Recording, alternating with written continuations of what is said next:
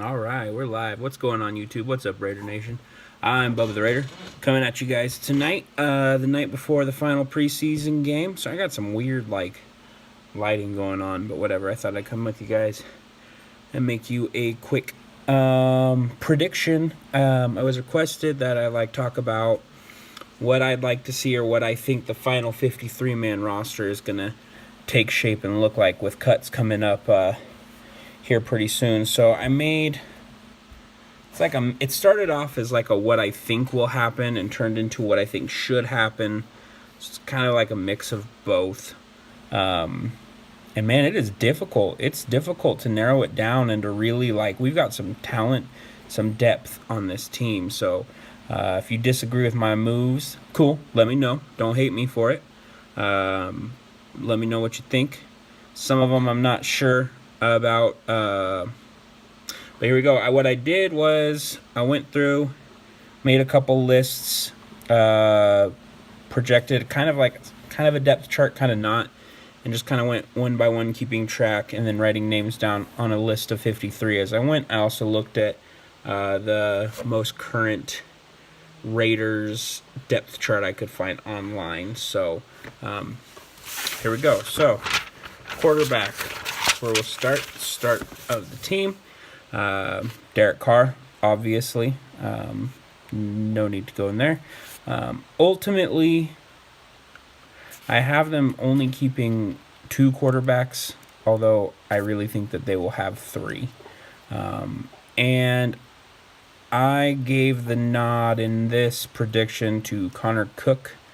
I think he's more valuable and has more upside than EJ Manuel does, even though Connor Cook looked like hot garbage these last few weeks. He's shown he can look okay. I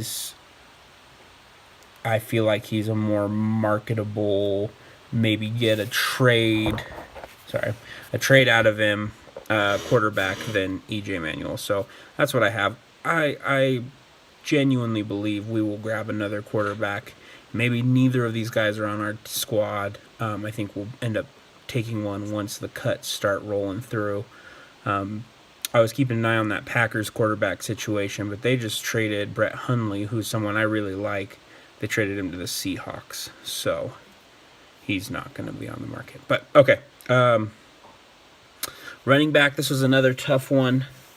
I have them keeping 4. Got Marshawn, Doug Martin, Jalen Richard, and Chris Warren. I love DeAndre. I would love if we were able to practice squad him or even Chris Warren. It's like 1A, 1B to me. I honestly feel like, I know he's injured. I don't know much about the injury. I've been pretty wrapped up. I haven't seen a lot. It'd be cool if we could put him on IR and keep him in our back pocket as well. I don't want to see him go anywhere. He is a warrior. He fights. He's a great teammate. I've never heard a bad thing.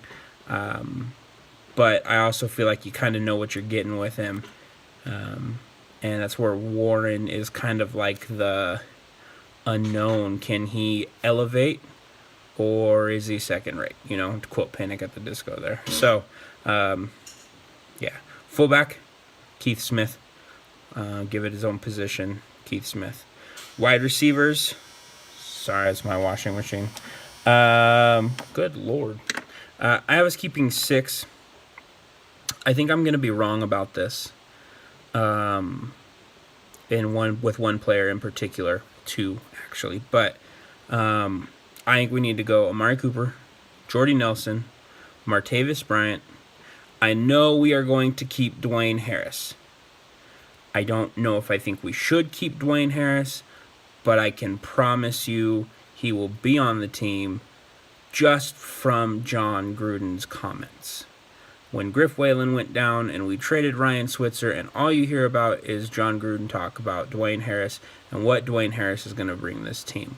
Not what he could bring this team or he might bring this team when he's on the team, if he makes the team, but it's what he will bring to this team. And go back and listen to his interviews where he talks about Dwayne Harris, and that's what he says. So I have him penciled in there. I don't mind it. We need kick returners. Now here's where the discrepancy comes in. We have Seth Roberts. I think we need to try and not have Seth Roberts. I think we need to try and trade Seth Roberts. But we've been talking about that forever. I don't know what it would look like. Ultimately, I think we would end up having quite a bit of dead cap, which makes it a hang-up to cut him. But on here, I do not have Seth Roberts. I have Johnny Holton, because he gives us that speed factor that we really, really need. And Dwayne Harris may be fast, but he's not Johnny Holton fast. And Marcel Aitman, which gives us the size factor in the red zone. Now, if we have to keep Seth Roberts, I would like to see us practice squad Marcel Aitman and readdress him later on down the road. But keep him, if you can, if he clears waivers, keep him in camp. Left tackle, I'm just going off of this. Where he plays is, I mean, that's true with all of them. I'm not sure. But Colton Miller and David Sharp. Although I think David Sharp is more apt to play right tackle. Maybe even Colton Miller. But I'm excited about Colton Miller at left. Left guard, I've got Osemele and Feliciano. I didn't think Feliciano looked very good. But his versatility gives us a weapon. Because I only have us keeping one center, and that's Rodney Hudson. And the reason is John Feliciano can fill both those backup roles. He can be the backup center and the backup guard. Guard, I have two. I've got Gabe Jackson. And even there, we might not keep two. We might just have Feliciano in there to rotate around. But I gave us Ode Abushi. I'm not sure. I also would think Ian Silberman might work in here. I know he's listed as a tackle, but we need in backups at the guards. And then right tackle, two, got Donald Penn and Brandon Parker. And then tight end, I have us doing three. I really feel like we'll hold on to three. Gruden likes those tight end sets, heavy tight end sets. So I've got Connor Cook, Lee Smith, and Derek Carrier. Maybe try and practice squad Paul Butler. I'm a huge Oregon fan. I've never been a big Pharaoh Brown fan, even when he was at Oregon. My favorite football player is Tim Brown. I've been saying it for the last 2 years since he's been with the Raiders. I don't think he should be allowed to wear that number with that last name on there. It drives me insane. But he is a good football player. He's a really good football player. Just unfortunately, teams don't carry 4, 5, 6 tight ends. And I don't know if he'll ever be that guy to move up the depth chart. And Marcus Baugh might be another guy you want to try and practice squad. But not definitely. I didn't take into, like, I'm not counting how many guys I'm saying I think we should try and practice squad. I'm just kind of saying guys that I feel like we should. Because I didn't count, I think you have 10 practice squad slots. Okay, on to the defense. So that's the offense right there. Defense. Okay. Right end, I have 3, which is a lot. And I don't necessarily know if we will keep 3. I've got Khalil Mack, Tank Carradine. I like Tank Carradine a lot, and I think he can be a good football player, a good depth piece for us. And Fidal Brown. I think Fidal Brown has just played himself into a position for sure on this team over the last couple games. He's really, really, really played well. Pretty dominant. And I understand it's a preseason and that, doesn't necessarily mean anything, but it does mean something because otherwise why do we play the game? Right? How do you guys make the squad? By dominating in the preseason and showing up and doing what they're supposed to do in practice. I've heard nothing bad about Fidal Brown in practice. I've heard nothing but John Gruden give compliments to him, and I've watched him be fairly dominant in games, so I think he deserves a roster spot. Defensive tackle. When I was going through these D tackles, it made me smile. This is such a good position group for us. It is so deep. it really is underrated. It is so good. So I've got, even though I know they're not starting right now, I just penciled in Maurice Hurst and PJ Hall. I thought they looked so good this preseason. I think that they are the future. I think that they are difference makers, and so I gave them the starting nod, even if they don't get it. You got Mario Edwards Jr., who I still like. I think kicking him down into defensive tackle is the way to go. I've kind of always felt that he's a little bit bigger and a little bit slower for a defensive end position. Justin Ellis and Eddie Vanderdoes, man, these are all like, all of these guys are, the best guy we have in this group is probably Maurice Hurst, and he's the lowest drafted one of these guys. Justin Ellis was a 4th rounder, Eddie Vanderdoes was a 3rd, Mario Edwards Jr. was a 2nd, PJ Hall was a 2nd. Like, we've invested a lot in this group, and I feel like this is a group that we can take pride in and will really make a difference this year. So that's what I have us with. I also have us with 3 left ends. I have us with Bruce Irvin, Arden Key, and another guy, same as Fadal Brown, and I kind of feel like maybe he should be a linebacker, not necessarily an end, and he's kind of one of those, kind of like Bruce Irvin, kind of both, is Shalik Calhoun.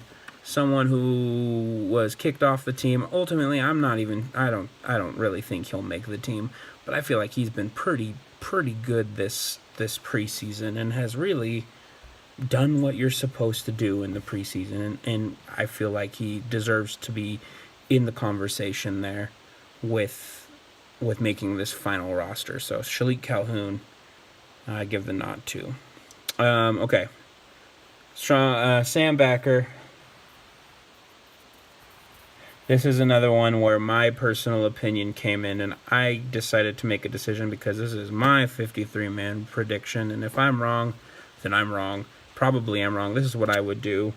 I've been pretty vocal about it in my videos. I'd keep Emmanuel Lemur. I would absolutely cut Kyle Wilber. I don't think he deserves a place.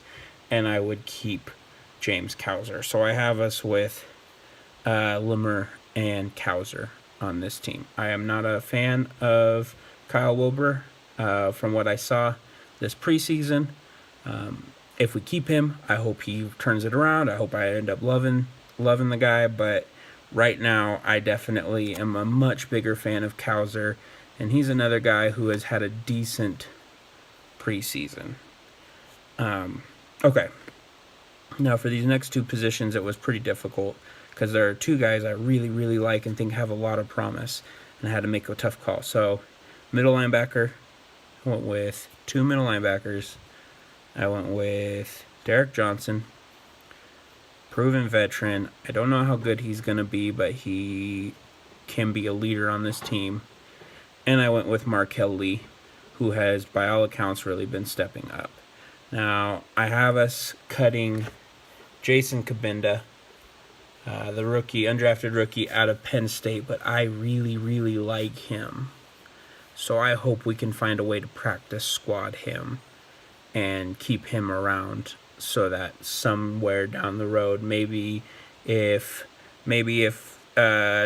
Markel Lee proves to be the guy at middle linebacker, which I'm not saying he will, but if he does, maybe once Derek Johnson retires or next year or whatever, we can bring Kabinda back and it could be the 2 of them.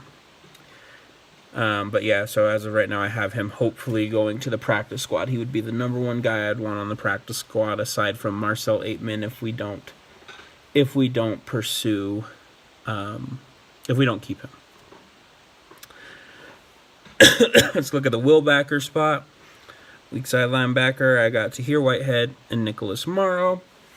And in the same kind of vein as the last group, with Kabinda, I think that Azim Victor deserves a spot on the practice squad and a shot to learn from some of these guys for a year, see how the NFL works, and kind of get back in there. He's someone who, I'm big on the draft. I'm big on looking ahead to the draft. I'm, scouting players. I've been looking at mock drafts already about next year's draft. A couple guys I really like, Mac Wilson from Alabama. Anyway, and Azim Victor was a guy who was supposed to be a first-round pick last year at this time. Now, a lot can change, a lot can happen, but he's got that talent, a strong talent level, which is why he's, where he's at. And I think that we would benefit ourselves from trying to keep him around, however that's possible, but I don't know if he warrants a 53-man spot. So try and practice squad him if he clears waivers. Corners, I have us keeping 5. This is where we were kind of getting down to it. It was difficult. Gary Conley, Rashawn Melvin, Dominique Rogers, Cromartie, Daryl Worley, and Nick Nelson. I feel like Dominique Rogers, Cromartie proved to be okay. I only saw him in the one game because he's only played one game for us. But I think that that's the way to go. Am I missing? I feel like I'm missing a corner. Yeah, it was Sharice Wright I kind of wanted to keep, but he hasn't looked that great.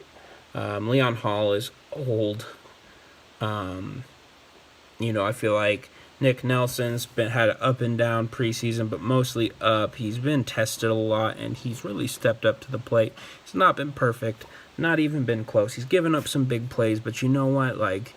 He's learning, and I like that. So, Nick Nelson, Daryl Worley, Dominic Rogers, Cromartie, Rashawn Melvin, and Gary Conley. All right, free safety, Carl Joseph. Notice I say free safety because I think he should be, although I think I read that wrong. Anyway, I have 4 safeties. We'll just call it safeties. Carl Joseph, Marcus Gilchrist, Eric Harris. Now, my gut tells me they're going to keep Reggie Nelson. That's not the name I have written down on this sheet because I don't think we should keep Reggie Nelson. I think we should keep Shalom Luani. I think that he has done everything right, and he's not been great, but he's been good enough. And, not being great is a whole lot better than being straight up bad, and that's exactly what I thought Reggie Nelson was last year, was straight up bad. So, I think Shalom Luani warrants a 53-man spot. So that's 53. That's what I think the final cut downs will be. Oh, no, it's not. Sorry. I've also got long snapper DePolo. I think that's how you say his name. DePaula. I have Eddie Pinheiro. I don't know if he's going to get IR'd or whatever with designation to return. I know he's hurt. And there's a real chance week 1 Mike Nugent is kicking for us. But I think ultimately it's Eddie's job. Sorry. Super tired. Been a long day at the office. And Johnny Townsend is our punter. And that's 53 right there. So, yeah. Tomorrow should be an interesting game. Should be an interesting day. I will be... Sorry, I'm trying to keep it quiet because the boys, my brothers, don't know. I will be at that game, as will they, as a surprise. So, I'll tell you what I've seen. Never been to an NFL game before, so it should be cool. Yeah. So let me know what you think about this 53 projection. Like I said, I don't think anywhere close that this is what it's going to end up being. I don't think I'm right. It started off with a prediction of what I think it would be, ended up as what I think should happen, what I would do with those moves, like getting rid of Reggie Nelson and those kind of things that ultimately I just don't think will happen. I think that Paul Guenther is comfortable with him, knows him, obviously. He was in his time in Cincinnati, and yeah. So let me know what you think. I'll make a video in response. Let me give you a couple things I'm looking for tomorrow while I'm here, and then we talk about it.